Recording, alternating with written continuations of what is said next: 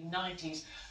Professor Hasman, you've lived this, you've governed there, you have written that prosperity comes from rights, not from oil. So when President Trump talks about Venezuelan oil, about selling it to the market for both Americans and Venezuelans, what do you make of that logic? Well, I mean, Venezuela is 15% of the world's oil reserves and 1% of the world's oil production. The statement you made about 30 million barrels or 50 million barrels, well, it's 1 million barrel a day, so it's either 30 days of production or 50 days of production.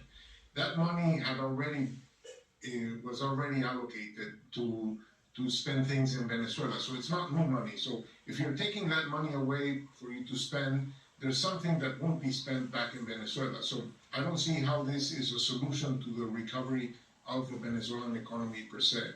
But more importantly, President Trump is meeting today with a bunch of oil executives, and I'm going to guess that what they're going to tell him is that they cannot go out and invest tens of billions of dollars in a situation where, there is an illegitimate government in place, it's a dictatorship, it's an appointed president, they have not consulted the will of the people, there is no system of rights, there is no legal framework, so they're not going to deploy money into a situation that's so unclear. That's why I have been arguing that if you want to recover oil production in Venezuela, you have to restore democracy. Democracy is the basis for having a legitimate legal framework that oil majors can trust and believe truly express the will of the people and that they're willing to invest on that basis. I mean, so that requires, you're talking about things like property rights, contracts, courts. Does Venezuela have any of that right now? No. Right now, Venezuela is the worst economic disaster in human history outside of wars, and bigger than most wars. And that's because they took economic rights, political rights, freedom of speech, they took all the rights away.